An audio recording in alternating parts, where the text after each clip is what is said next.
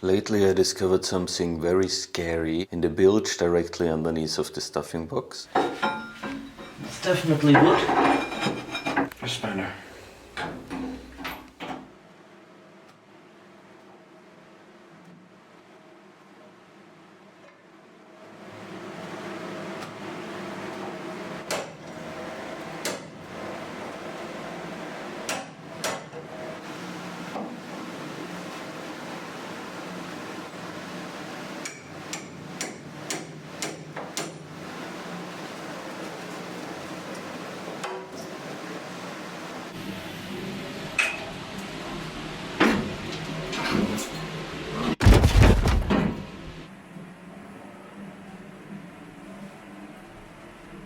In the previous video we showed you how one of Flying Coney's damaged frames was replaced and why this repair was such a difficult job. But we did not really explain why the frames had become so badly damaged in the first place.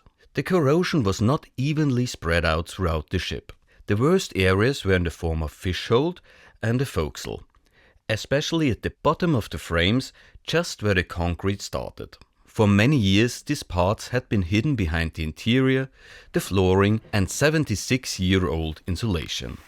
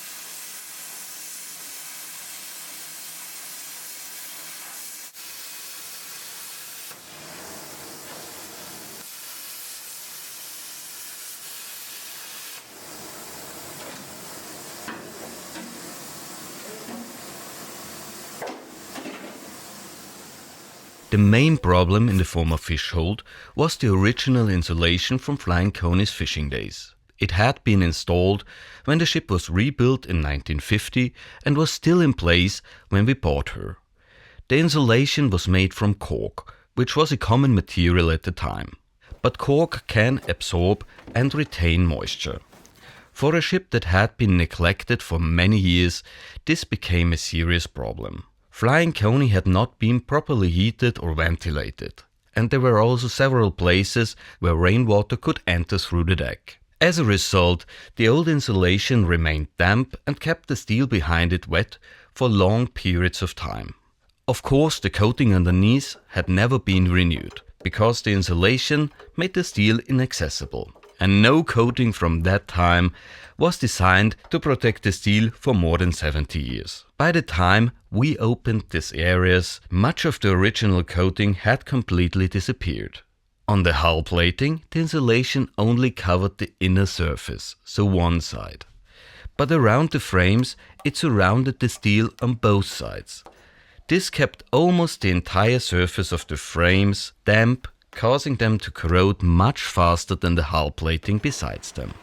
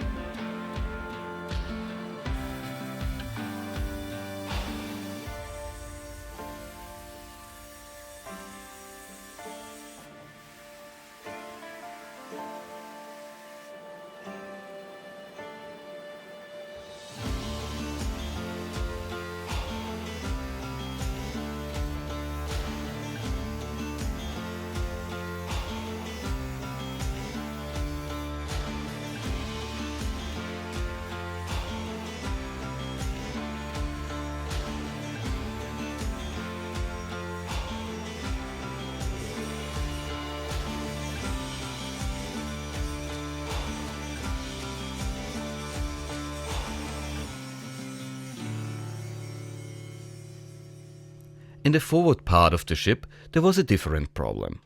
Wooden battens supporting the floor had been placed directly against the frames and the hull. The wood also retained moisture.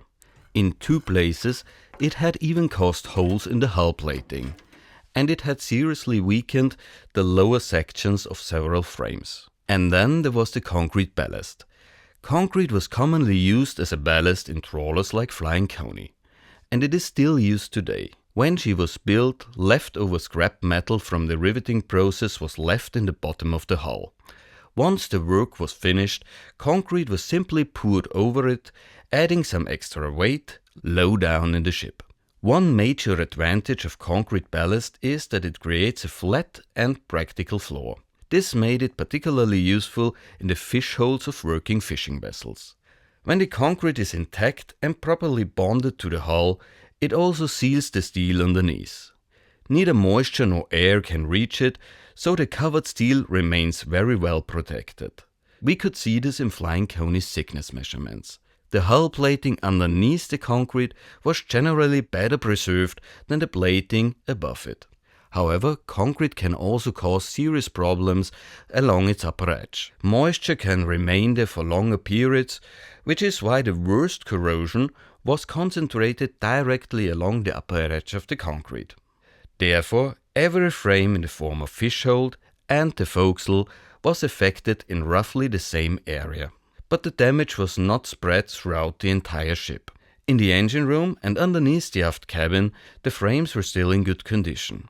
There was no insulation covering the steel in those areas, so they had remained well ventilated and could occasionally be recoated.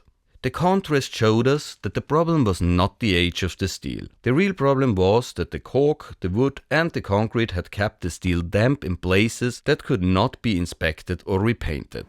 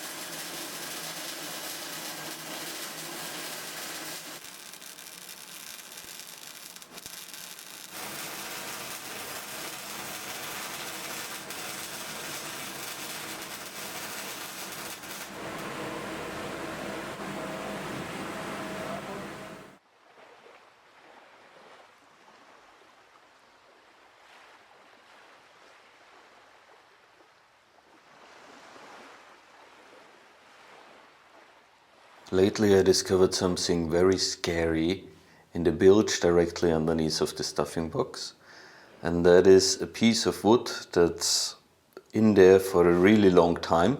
I didn't dare to take it out while the boat was sitting in the water, so now that we are on the hard, I think it's the right time to take it out, and hopefully I will not see the bottom of the shipyard.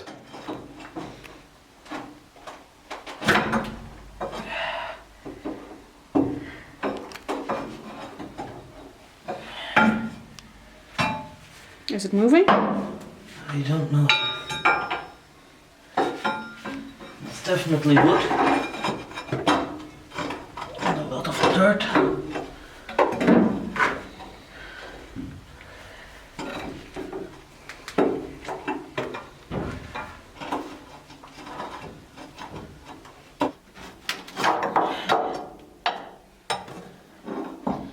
What did you find?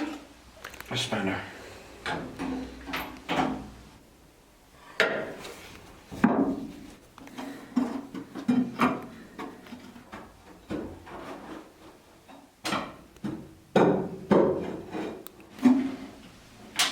So it's coming apart in pieces now.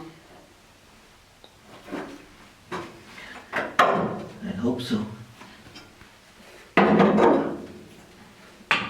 But it would be easy if you could get it off as one piece, wouldn't it? It would. It's definitely no fun.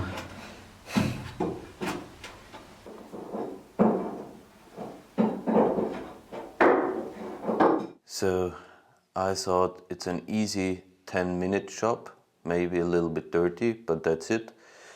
But I'm 2 hours in and all I got is this piece of wood, this piece of wood and the spanner here. And I'm making little to no progress. I just kind of destroying the wood down there, but I have no idea how to get it out.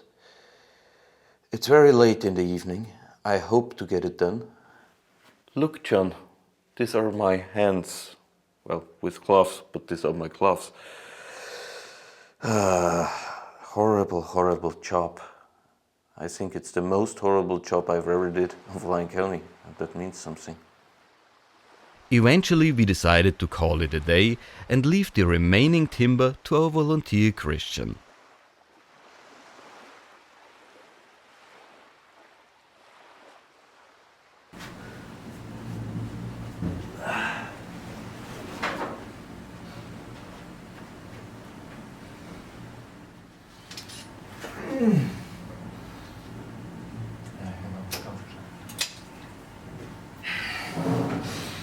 Not bad.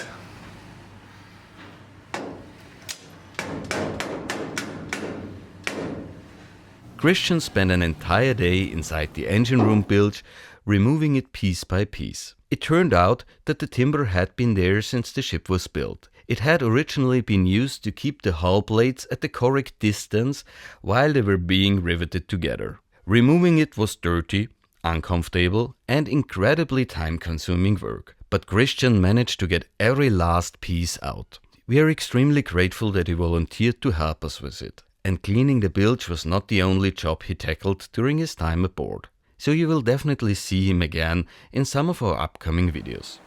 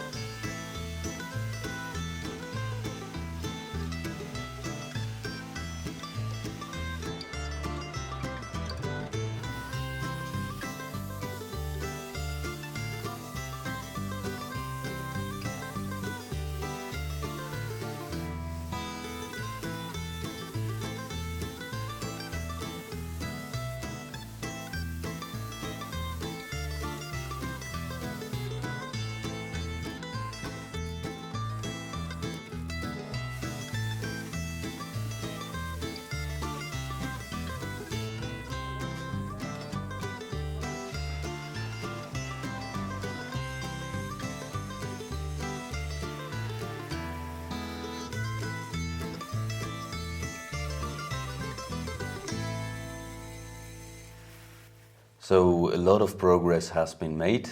The string is removed and already 4 frames are welded in. That's great because that means we are halfway through the starboard side in the cargo hold.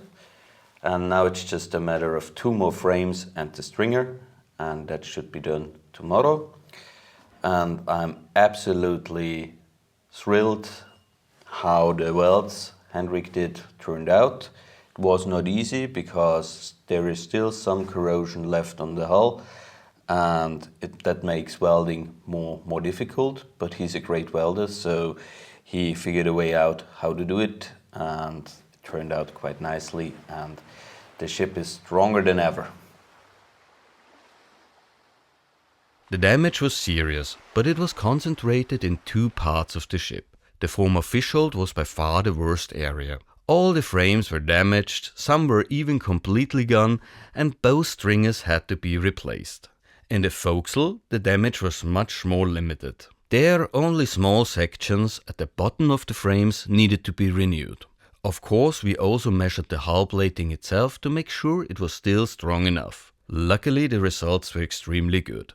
And most importantly, the engine room and the area underneath the aft cabin were not affected at all. Altogether, the affected areas covered almost half the length of the ship. Also, the most severely damaged section was only around 13 feet long. Repairing it was a huge amount of work, but the good thing about a steel boat is you can repair basically everything. Once the new steel is in, it's almost as strong as built new, and since Flying Coney was built stronger than most modern ships, built for the roughest conditions imaginable, we are absolutely not concerned taking her out on the ocean once the refit is completed. In the next video we will show you what tools we actually use to remove the old steel and produce the new parts. We tried several different tools and methods, from the angle grinder to the plasma cutter and the welding machine.